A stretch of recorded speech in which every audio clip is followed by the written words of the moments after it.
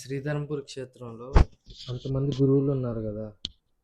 అందరూ ఒక్కొక్క సెపరేట్ ఎవరికి వాళ్ళు గురువులను పూజిస్తున్నారు కదా! అర్థమైంది, చెప్పు. అంటే ఎవరు గురువులను ఆళ్ళే పూజించుకుంటున్నారు. ఇంతకీ కన్ఫ్యూజన్ ఉందా నీకు? నాకు కొంచెం కన్ఫ్యూజన్ నిజమే. ఉంది.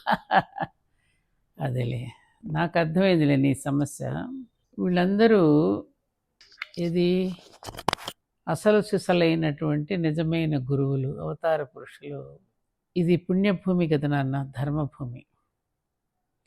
ఈ దేశంలో ధర్మం నశించకుండా ఉండాలి అంటే ఈ ఎప్పటికప్పుడు తనను తాను మర్చిపోయేటటువంటి మానవుడికి తన అస్తిత్వాన్ని గుర్తు చేయడానికి అనేక మంది దిగొస్తూ ఉంటారు అవతార పురుషులుగా. వీళ్ళందరిలోనూ ఇటువంటి మహనీయులను విడివిడిగా చూడడం అనేది కలి లక్షణం. అంటే వాళ్ళందరి మధ్య గల కలివిడితనాన్ని మనం గమనించుకోగలగడం అనేది కలిని దమించగలిగిన వారికి మాత్రమే సాధ్యమవుతుంది. అందుకే మాస్టర్ గారు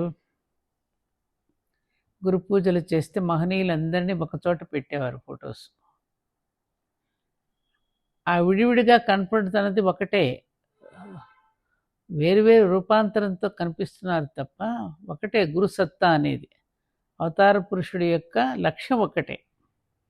ఎవరి ప్రణాళికతో ఎవరి రూపంతో వాళ్ళు వస్తుంటారు కదా. అలా ఈ కలివిడితనాన్ని ఎవరైతే చూడగలుగుతారో, అలా చూడగలిగినప్పుడు మాత్రమే ఇప్పుడున్నటువంటి ఈ ప్రస్తుత సమాజంలో మనకు వీళ్ళందరూ కూడా ఒక మైలురాళ్లుగా గోచరిస్తారు. నీకు అర్థమయ్యేటట్టు చెప్పడా ప్రయత్నం చేస్తున్నా. ఇప్పుడు మనం ఒక చోటికి ప్రయాణం చేస్తున్నప్పుడు కోర్స్ హైదరాబాద్ నుంచి విజయవాడ వెళుతున్నాం. మధ్యలో మనకి విజయవాడ చేరేంత వరకు సూచికలుగా మైలురాళ్ళు కనిపిస్తాయి. అక్కడికి ఎన్ని కిలోమీటర్స్ ఉందని మార్గాన్ని సూచిస్తున్నారుగా, ఎంత ఉందో తెలియచేస్తున్నారు కదా. అలా మైలురాళ్ళుగా గోచరిస్తారు వీళ్ళంతా. చివరికి ఒకే మార్గానికి చేర్చేవాళ్లేగా. ఇప్పుడు కొంచెం అర్థమై ఉంటుంది నీకు. కాబట్టి ఈ విడివిడిగా చూడడం అనేది కలి లక్షణం.